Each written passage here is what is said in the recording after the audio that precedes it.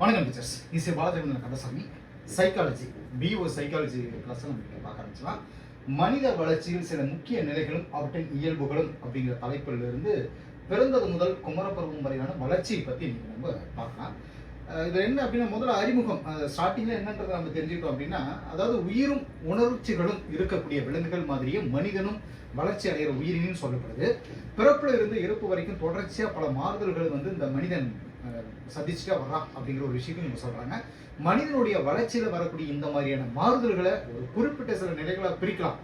இதை வளர்ச்சி பருவங்கள் அல்லது வளர்ச்சி நிலைகள், அதாவது டெவலப்மெண்ட் ஸ்டேஜஸ் அப்படின்னு சொல்லிட்டு உளவியல் அறிஞர்கள் சொல்றாங்க. குழந்தைகளுடைய வளர்ச்சி நல்லா அமைறதுக்கும் அதுல பயன் தர மாதிரியான நல்ல மாற்றங்களும் நல்ல திருப்பங்களும் வர்றதுக்கு உதவி செய்கிறது கல்வியினுடைய அடிப்படை நோக்கம் அப்படின்னு சொல்லப்படுது. கல்வி இல்லாமலேயும் வளர்ச்சி வரலாம். ஆனா அந்த வளர்ச்சி மனிதனை மற்ற விலங்குகள் கிட்ட இருந்து வேறுபடுத்தி காட்டுறதா அமையாது. சரிங்களா? சரி, இப்போ மனித வளர்ச்சியில அளவு பெருக்கம் மட்டும் இல்ல, ஒரு உருவத்துடைய அளவு பெருக்கம், அதாவது பெருகிறது, வளர்ச்சி அடைகிறது மட்டும் இல்ல, புது பண்புகளும் வரும் அப்படின்னு சொல்லுங்க. மனிதனோட உடல் உள்ள வளர்ச்சியுடைய ஒவ்வொரு கூறுலையும் மரபு சூழ்நிலையுடைய தாக்கத்தை உணராம இல்லை. சரி, இப்ப இது என்னன்னா, நாளமில்லா சுரப்பிகள் சாப்பிட்ற சாப்பாட்டுடைய தன்மை, போதிய அளவுக்கு காற்றோட்டம், நல்ல காற்று, அதே மாதிரி வெளிச்சம், அப்படிங்களா, வெளிச்சம் இருக்கக்கூடிய சூழ்நிலை, சமுதாய பண்பாடு, நுண்ணறிவு, பால் சார்ந்த பண்புகள், இது எல்லாமே மனித வளர்ச்சியை பாதிக்கக்கூடிய காரணிகள் அப்படின்னு சொல்லப்படுது. இதுல மனித வளர்ச்சி பாதிக்கும் காரணிகள் அப்படின்னு சொல்லி வரிசைப்படுத்தணும். வாழ்க்கை நிலைமை அப்படின்னு சொல்லிட்டு இதுல நம்ம பார்த்தோம் அப்படின்னா, வளர்ச்சி அப்படிங்கிறது தொடர் நிகழ்ச்சிகளுடைய தொகுப்புன்னு சொல்லப்படுது. இதுல திடீர் மாற்றங்களையோ அல்லது மாற்றங்களோ நடக்காத கால இடைவெளிகளே இல்லை அப்படின்னு சொல்லுவோம். ஆனா வளர்ச்சியை நடைமுறையில குறிப்பிட்ட சில நிலைகளா அறிஞர்கள் பிரிச்சிருக்காங்க. அதாவது இந்த வளர்ச்சி படிகள் ஒன்னோடு ஒண்ணு இணைஞ்சதுதான், நெருங்கின தொடர்பு இருக்கக்கூடியதான் சொல்றாங்க. வளர்ச்சியை பருவங்களா பிரிச்சு ஆராய்வுடைய நோக்கம் என்ன அப்படின்னா, வளர்ச்சி பத்தின முழுமையான அறிவு நம்ம அடையிறதுக்கு பண்றோம் அப்படின்னு சொல்றாங்க. வளர்ச்சி அப்படிங்கிறது வாழ்க்கை நிலை, அதாவது லைஃப் ஸ்பேஸ் அப்படின்னு சொல்லி விரிவடைகிறத குறிக்கும் அப்படின்னு சொல்றாங்க. படிப்படியா சுதந்திரத்துடனையும் அதே மாதிரி கட்டுப்பாடுகளுடைய செயல்படுறதையும் வளர்ச்சியுடைய அறிகுறி அப்படின்னு சொல்லிட்டு ஆண்டர்சன் அவர்கள் சொல்றாரு. அவருடைய வார்த்தை இது. மனித வளர்ச்சியில 5 விதமான முன்னேற்றங்கள் இருக்கு அப்படிங்கிற விஷயத்தையும் சொல்றாங்க. அதாவது 5 விதமான முன்னேற்றங்கள் இருக்குது, இது ஒன்னோட ஒண்ணு இணைஞ்சது அப்படின்னு சொல்றாரு ஆண்டர்சன். அது என்னென்ன அப்படின்னா, முதல்ல புலன் உணர்ச்சிகளை தொகுத்தறிதல் ஏற்படும் முன்னேற்றம், தொகுத்தறிதலில் ஏற்படும் முன்னேற்றம் அப்படின்றது ஒண்ணு. நடத்தையோட இயல்புகளையும் வகைகளையும் வரக்கூடிய முன்னேற்றம், இது ரெண்டாவதா சொல்றது. இயல்புகள் நடத்தைகள் செயல்படக்கூடிய அந்த முறைகள், அப்புறம் உயர்நிலை பெறுவதால் இருக்கக்கூடிய முன்னேற்றம், உயர்நிலை ஹைலி ஸ்டேஜஸ் அப்படின்னு சொல்றது ஒரு முன்னேற்றம். நான்காவது பார்த்தீங்கன்னா, இறந்த கால அனுபவங்கள், நமக்கு ஏற்பட்ட அந்த அனுபவங்களை மனசுல வச்சுட்டு எதிர்காலத்துக்கு திட்டமிடுறது. சரிங்களா? இதனால வரக்கூடிய முன்னேற்றம் அப்படின்னு சொல்றாங்க. அஞ்சாவதா, நடத்தையில் சுய கட்டுப்பாடு இடம்பெறும் அளவில் முன்னேற்றம், அதாவது நடத்தையில் சுய கட்டுப்பாடு இடம்பெறக்கூடிய அளவில் முன்னேற்றம். எந்த அளவுக்கு சுய கட்டுப்பாடு இருக்கோ அந்த அளவுக்கு முன்னேற்றம் முடியும் அப்படின்னு சொல்றாங்க. மனித வளர்ச்சிகளை பற்றின அறிவு ஆசிரியருக்கு பயன்படும் விதம் அப்படின்னு சொல்லிட்டு ஒரு தலைப்புல நமக்கு ஒரு சில தகவல் சொல்ல போறாங்க. ஆசிரியருக்கு பயன்படும் விதம். இப்ப இங்க என்ன சொல்ல வராங்கன்னா, ஒரு குறிப்பிட்ட நடத்தைகளை எப்போ குழந்தைகள் கிட்ட எதிர்பார்க்கலாம் அப்படிங்கிறத உணர்றதுக்கு, அதாவது பல்வகை நடத்தைக்கான ஆயத்த நிலையை அறிகிறதுன்னு சொல்றாங்கன்னு வச்சுக்கோங்களேன். ரெண்டாவது, இது ஃபர்ஸ்ட் ஸ்டேஜ். ரெண்டாவது பாத்தீங்கன்னா, குழந்தைகளுடைய வளர்ச்சி எப்போ தூண்டணும் அப்படிங்கறத தெரிஞ்சுக்கிறதுக்காக உதவக்கூடியது அப்படின்னு சொல்றாங்க. மூணாவது பாத்தீங்கன்னா, எழப்போகும் மாறுதலுக்கு, அதாவது வரக்கூடிய அந்த அவங்க குழந்தைகளுக்கு எழக்கூடிய அந்த மாறுதலுக்கு குழந்தைகளை தயார் செய்கிறதுக்காகவும் இது பயன்படுது அப்படின்னு சொல்றாங்க. வளர்ச்சி நிலைகள் பற்றிய ஃப்ராய்ட், எரிக்சன் ஆகியோருடைய கருத்துக்கள் என்ன அப்படின்னு சொல்லிட்டு நம்ம விஷயம் பார்க்கலாம். ஃப்ராய்ட், எரிக்சன் இவருடைய கருத்துக்கள். மனித வளர்ச்சியை பாலுணர்வு வளர்ச்சியோட தொடர்புபடுத்தி உலக பகுப்பு என்ன சொல்றது கோட்பாட்டினர் ஆகிய யார் சொல்றாங்க அப்படின்னா, சிக்மண்ட் ஃப்ராய்ட். இவரு 5 நிலைகளா சொல்றாரு. அதாவது oral, anal, phallic, latent and genetic stages அப்படின்னு சொல்லிட்டு 5 நிலைகளை சொல்றாரு. ஒவ்வொரு நிலைகளையும் இணைஞ்ச சில மனப்பான்மைகளையும் என்ன சொல்றது, அந்த மனப்போக்குகள் சொல்றது, நடத்தை முறைகளையும் ஃப்ராய்ட் சுட்டி காட்டுறாரு.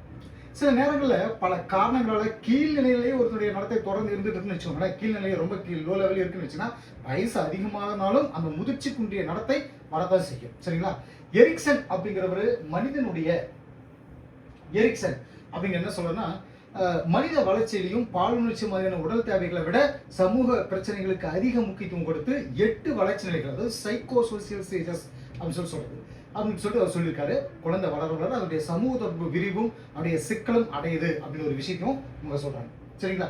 இப்ப இதோட விளைவா அது ஒரு குறிப்பிட்ட வளர்ச்சி நிலைகள்ல குறிப்பிட்ட சமுதாய பிரச்சனை தீர்க்க வேண்டிய கட்டாயம் வருது. 8 வளர்ச்சி நிலைகளையும் எந்தெந்த சமூக நிலைமைகள் தனி செல்வாக்கு பெற்று இருக்கு அப்படின்னு சொல்லிட்டு என்னென்ன சமூக பிரச்சனைகள் எழக்கூடும் அப்படிங்கிறதையும் எரிக்சன் அவர்கள் விவரமா சொல்லியிருப்பாரு. அதை பத்தி இப்ப நம்ம பார்க்கலாம். ஃபர்ஸ்ட் பார்த்தீங்கன்னா முதல்ல பிறப்பு முதல் ஓராண்டு வரை இந்த பிரச்சனைகள் பார்த்தீங்கன்னா நம்பிக்கை வைக்கிறது இல்லைன்னா நம்பிக்கை இல்லாமல் போகிறது, நம்பிக்கையின்மை. இது வந்து ரெண்டாவது அந்த ஸ்டேஜில் வரக்கூடியது. ரெண்டாவது பார்த்தீங்கன்னா 2ஆம் ஆண்டு பிரச்சனைகள் சொல்றது, அதாவது சுதந்திரமா, அதாவது 2ஆம் ஆண்டுல வந்து பார்த்தீங்கன்னா வரக்கூடிய பிரச்சனை என்னன்னா சுதந்திரமா இயங்குறது, அப்புறம் வெட்கப்படுறது, இந்த மாதிரி எல்லாம். மூணாவது பார்த்தீங்கன்னா 3 முதல் 5 ஆண்டுகள் இதில் வரக்கூடிய பிரச்சனைகள் தானே முயற்சி செஞ்சு செயலாற்றுதல், ஒரு குற்ற உணர்வு, இந்த மாதிரி விஷயங்கள்லாம் வரக்கூடிய பிரச்சனை. நான்காவதா 6ஆம் ஆண்டு முதல் பால் உறுப்புகள் முதிர்ச்சி பெறும் வரை பார்த்தீங்கன்னா வரக்கூடிய இந்த பிரச்சனைகள் உற்சாகமாக உழைக்கிறது, அப்புறம் தாழ் உணர்ச்சி, இந்த மாதிரிலாம் வர ஆரம்பிச்சு. 5ஆவது குமரப்பருவம். இதில் வந்து பிரச்சனைகள் பார்த்தீங்க அப்படின்னா தன்னை பற்றி நிலையான ஒரு கருத்து, தன்னை பற்றி தெளிவற்ற குழப்பமான கருத்து, இதெல்லாம் வர ஆரம்பிச்சு.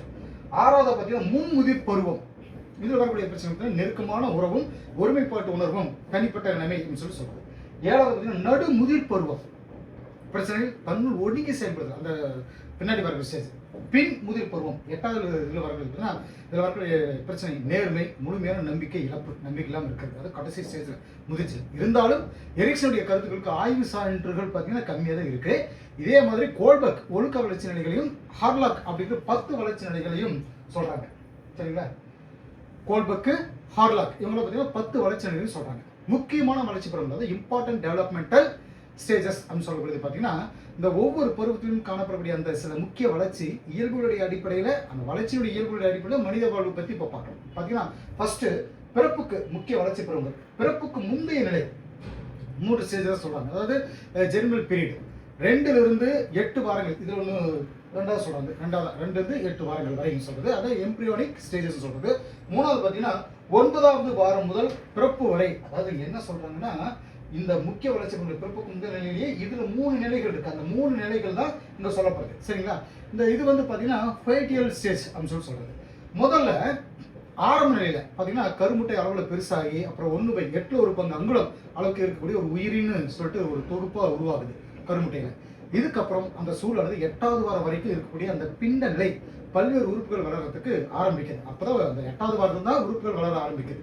ஸோ இந்த நடியோட கடைசியில எதையும் துடிக்க ஆரம்பிச்சு அந்த 8வது வாரத்துல இருந்து குழந்தை பிறக்கக்கூடிய வரைக்கும் இருக்கிற அந்த முது சூழ்நிலையில குழந்தையோட முழு உருவ வளர்ச்சி கொஞ்சம் கொஞ்சமா வருது, வளர்ந்துட்டு வருது.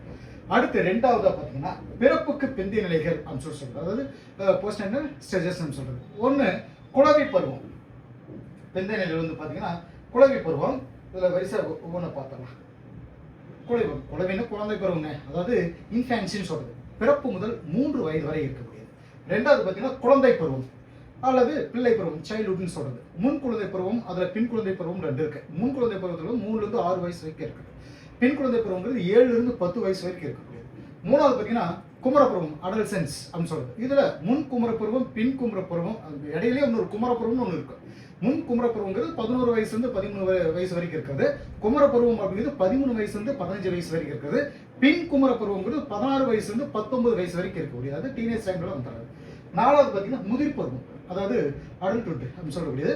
முன் முதிர் பருவம், பின் முதிர் பருவம் அப்படின்னு சொல்லிட்டு 2. அதாவது முன் முதிர் பருவங்கிறது 2, அந்த 20, அந்த 19 முடிஞ்சுங்களா, 20 வயது முதல் 29 வயது வரைக்கும் இருக்கிறது முன் முதிர் பருவம் சொல்றது. பின் முதிர் பருவம்ங்கிறது அல்லது நடு வயதுன்னு சொல்றது, 30 to 50 வயது வரைக்கும் இருக்கக்கூடியது சொல்றது. 5வது பார்த்தீங்கன்னா தளர்வு பருவம், 50லிருந்து 60 வரை, 60 வயசு வரைக்கும் இருக்கிறது தளர்வு பருவம் சொல்றது. முதுமை பருவம் அப்படிங்கிறது 60 வயசுலேருந்து இறப்பு வரைக்கும் இருக்கிறது முதுமை பருவம் அப்படின்னு சொல்றாங்க. இதுல தனியார் வேற்றுமைகள் காணப்படுது. ஒவ்வொரு குழந்தையும் குறிப்பிட்ட வயதுக்கான பருவத்திலிருந்தே ஆகணும் அப்படின்னு எதிர்பார்க்க முடியாது. ஏன்னா இந்த 6 பருவங்கள் ஆசிரியர் முக்கியமா கவனத்தை செலுத்த வேண்டிய முதல் 3 பருவங்கள் சொல்லக்கூடிய அந்த குழந்தை பருவம், குழந்தை பருவம், குமரப்பருவம் தான். அதாவது ஆசிரியர் வந்து முழுமையாக கவனத்தை கொடுக்கறது இந்த ஸ்டார்டிங் ஸ்டேஜ் இருக்கக்கூடிய இந்த 3 பருவங்கள். அப்போ ஸ்கூல் படிக்கக்கூடிய வயசு இல்லைங்களா? ஸோ இந்த 3 பருவங்களும் மழலையர் பள்ளி, தொடக்கப்பள்ளி, நடுநிலைப்பள்ளி, உயர்நிலைப்பள்ளி, மேல்நிலைப்பள்ளி, அந்த நிலைகளுக்கு உரியது அப்படின்னு சொல்லலாம். பிசிக்கல் டெவலப்மெண்ட், உடல் வளர்ச்சி. இது வந்து நம்ம என்ன தெரிஞ்சுக்கணும் அப்படின்னா, முதல்ல வந்து குழந்தை பருவத்திலிருந்து குமரப்பருவம் வரையிலான உடல் வளர்ச்சி போக்கு பார்த்தீங்கன்னா, குழந்தை பிறந்ததுமே ஸ்டார்டிங்கில் பார்த்தீங்கன்னா சுமார் ஒரு 50 சென்டிமீட்டர் நீளம், அப்புறம் 3.25 கிலோ, ஒரு ஆவரேஜாக 3.25 கிலோ எடை இருக்கும் அப்படின்னு சொல்லுவாங்க. 1ஆம் ஆண்டு முடிவில் பார்த்தீங்கன்னா 75 சென்டிமீட்டர் உயரமும் 6 கிலோகிராம் எடை வந்து இருக்கும் அப்படின்னு சொல்லுவாங்க. அடுத்த 6 மாதத்தில் அவருடைய எடை வந்து 9 கிலோகிராம் அளவுக்கு உயரக்கூடும் அப்படின்னு சொல்லுவாங்க. குழந்தையோட தலைக்கும் உடம்புக்குமான விகிதம் பார்த்தீங்கன்னா 4 ஒரு பங்குலேருந்து 8 ஒரு பங்கு அப்படின்னு சொல்லிட்டு மாறும். குழந்தையோட கை கால்கள் அதிகம் பயன்படுத்துறதால நீளமாக வளரும். அது வந்து உதைக்கிறது, பிடிக்கிறது, இந்த மாதிரி பண்ணுறதுனால அதனுடைய கை கால்கள் நீளமாக வளரும் அந்த ஸ்டேஜில். குழந்தையுடைய மூளை வளர்ச்சி வேகமா அமையுது, அதாவது வேகமா வளரும் அப்படின்னு சொல்லுவாங்க. அதாவது பிறக்கிறதுக்கு முன்னாடியே குழந்தையுடைய முழு என்ன சொல்றது மூளை வந்து முழு அமைப்போட இருக்கும். 4 இருந்து 6 வயசுக்குள்ள மூளையுடைய எடை, அந்த வளர்ந்த மனிதனுடைய மூளையுடைய எடையில 80% எட்டுது. 8வது வயசுக்குள்ள 93% மாறிடுது. இது ஒரு விஷயமா சொல்லுங்க. 8வது வயசுக்கு 93% மாறிடுது, அதாவது சதவீதம் மாறிடுது. உடல் உறுப்புகள் சொல்லக்கூடிய சுவாச பைகள், ஜீரண உறுப்புகள் இதெல்லாமே வேகமா வளர்ந்து ஒரு இணக்கமான செயல்படுற சமநிலையை அடையுதுன்னு சொல்லுவாங்க. உடல் உறுப்புகளுடைய வளர்ச்சியோடைய புலனியக்க வளர்ச்சி, அதாவது சென்சரி டெவலப்மெண்ட் நடக்குது அப்படின்னு சொல்லுவாங்க. குழந்தை பருவத்துல கேட்கும் திறன், அதாவது முழு வளர்ச்சி நிலையை எட்டுது. ஆனா இருக்கண் இணக்க பார்வை, அதாவது பைனோகுலர் விஷன் அப்படின்னு சொல்லக்கூடிய அந்த திறன் வர்றதுக்கு கொஞ்சம் காலம் தேவைப்படுது. சரிங்களா? ஸோ குழந்தையோட துரிதமான உடல் வளர்ச்சிக்கு முதல்ல தாய்ப்பால் ரொம்ப முக்கியமானு சொல்லப்படுது. அது அதனுடைய அன்பும் அரவணைப்போடையும் கொடுக்கப்படுறது ரொம்ப அவசியம் அப்படின்னு சொல்லுவாங்க. அதுக்கப்புறம் சத்தான உணவு, சுகாதாரமான சூழ்நிலை, அப்புறம் போதுமான தூக்கம், நிறைவான புலன் தூண்டல்கள், அதே மாதிரி உடல் இயக்க செயல்பாடுகள் ரொம்பவே முக்கியமானது அப்படின்னு சொல்லப்படுது. குழந்தை தன்னுடைய 3வது வயதில் அடைஞ்ச, அதாவது உடல் வளர்ச்சி முன் குழந்தை பருவத்தில் நிலைப்படுத்தப்படுது, அந்த இடத்துல நிக்குதுன்னு சொல்லுவாங்க. பின் குழந்தை பருவத்தில் உடல் வளர்ச்சியுடைய வேகம் கொஞ்சம் குறைஞ்சிருக்கும் சொல்லுங்க. உடல்வாகி கிட்டத்தட்ட ஒரு வளர்ந்த மனிதனுடைய நிலை அளவு கெட்டிடும். குமர பருவத்தில் பார்த்தீங்கன்னா பூ பெய்ததில் இருந்து மறுபடியும் உடல் வளர்ச்சியுடைய வேகம் அதிகரிக்குது. ஸோ உடல் அவைகள் எல்லாமே ஒரு சீரான வளர்ச்சி பெறாத காரணத்தில் என்ன சொன்னாங்கன்னா உடல் தோற்றம் கொஞ்சம் கரடுமுரடாகவும் உடல் தோற்றத்தை பற்றின சிந்தனையிலேயே அவங்க இருப்பாங்க. சரிங்களா? இது வந்து அந்த 13 வயதில் அந்த ஸ்டேஜில் சொல்லக்கூடியது. சரி, இப்போ உடல் வளர்ச்சியால குமரப்பருவ ஆண்களும் பெண்களும் வேறுபடுறாங்க. அதாவது குமரப்பருவ தொடக்கத்தில் பார்த்தீங்கன்னா ஆண்களுடைய சராசரி உயரம் இப்போ எடையும் பார்த்தீங்கன்னா பெண்களை விட அதிகமாக இருக்கும். ஆனால் 13 வயசுல மாதப்பெருக்கு தொடங்க ஆரம்பிச்சோன்னா பெண்களுடைய எடை வந்து ஆண்களுடைய எடையை விட அதிகமாக இருக்க ஆரம்பிச்சிடும். ஸோ உடல் இயக்க செயல்கள்னு சொல்லப்படக்கூடிய அந்த கண்களை சுழற்றுறது, அப்புறம் தலையை திருப்புறது, உட்கார்றது, எந்திரிக்கிறது, நடக்கிறது, ஓடுறது, உயரம் ஏறுறது, சரிங்களா? இது எல்லாமே வந்து புறநீக்க செயல்கள்னு சொல்லக்கூடிய அந்த பொருட்களை நேர்த்தியாக கையாளக்கூடியது. அப்புறம் கண் கை இணக்க செயல்பாடு, இயக்கங்களை துல்லியமா கட்டுப்படுத்துறது, அப்புறம் விரைவான கை கால் அசைவுகள், வேகமா கைகளை ஆட்டுறது, இலக்கை நோக்கி அந்த டார்கெட் நோக்கி, இது எல்லாத்திலும் அன்றாட வாழ்வி பணிகள், அதாவது ஆக்டிவிட்டிஸ் ஆஃப் டெய்லி லைஃப் அப்படின்னு சொல்லக்கூடிய இதெல்லாம் செய்யறதுக்கு கல்வி வளர்ச்சிக்கு ரொம்பவே, அதாவது கல்விங்கிறது வந்து அந்த வளர்ச்சிக்கு ரொம்பவே முக்கியமானதா சொல்லப்படுது, தேவைப்படுதுன்னு சொல்றாங்க. குழந்தை பருவத்துல உடல் இயக்க செயல்கள் மூலமா வெளி உலக தொடர்பு கிடைக்கிறதால அது பின்னாடி வரக்கூடிய மன வளர்ச்சி, அப்புறம் மனவெளிச்சி வளர்ச்சி, சமூக வளர்ச்சி இதுக்கெல்லாமே வசதியா அமையும். உடல் வளர்ச்சியில குழந்தைகளுக்கு இடையில தனியார் வேறுபாடுகள் இருந்தாலும் கூட உடல் வளர்ச்சியில பெரிய அளவுக்கு பின்னாடி வர்றப்போ ஆசிரியர் அந்த குழந்தைக்கு என்னன்னு தெரிஞ்சுக்கிட்டு, அவனுக்கு என்ன பிரச்சனை தெரிஞ்சுட்டு அந்த மாதிரியான குழந்தைகளை ஒரு சிறப்பு பயிற்சி கொடுக்கணும், இல்லை சிகிச்சை கொடுக்கறதுக்கு ஒரு வழி சொன்னா எல்லா குழந்தைகள்கிட்டையும் அது பொருத்தப்பாடுடைய, அதாவது வெல் அட்ஜஸ்டட் பிஹேவியர் அப்படின்ற அந்த ஒரு நடத்தை வந்து கொண்டு வர முடியும், அதை மேம்படுத்த முடியும் அப்படின்னு சொன்னாங்க. முறையான உடல் வளர்ச்சியும் உடல் இயக்க செயல்களின் தேர்ச்சியும் குழந்தை தன்னுடைய அன்றாட பணிகளை செஞ்சுக்க முடியும் அப்படின்னு சொல்லி சொல்றது. அடுத்து உடல் வளர்ச்சியின் முக்கியத்துவம் அப்படின்னு சொல்லிட்டு பார்க்கலாம்.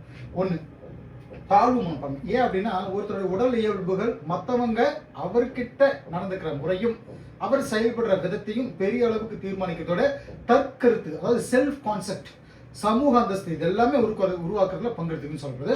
உடல் குறைபாடுகள் பலவிதமான உடல் பாதிப்புகளை, குறிப்பா தாழ்வு மனப்பான்மை, உடல் குறைபாடுகள் இருக்கிறவங்க, புரியுங்களா? ஸோ அந்த உளவியல் பாதிப்புகளை, குறிப்பாக தாழ்வு மனப்பான்மை, அப்புறம் பாதுகாப்பு இல்லாத உணர்வு, அதாவது ஃபீலிங் ஆஃப் இன்செக்யூரிட்டி அப்படின்னு சொல்லப்படுது, இந்த மாதிரியான விஷயங்களை அது ஏற்படுத்தக்கூடும் அப்படின்னு சொல்லி சொன்னாங்க. அந்த உடல் குறைபாடு உள்ளவர்கள் அப்படின்னு சொல்லிட்டு அந்த தாழ்வு மனப்பான்மை வரதுக்கு வாய்ப்புன்னு சொன்னாங்க. புரியுங்களா?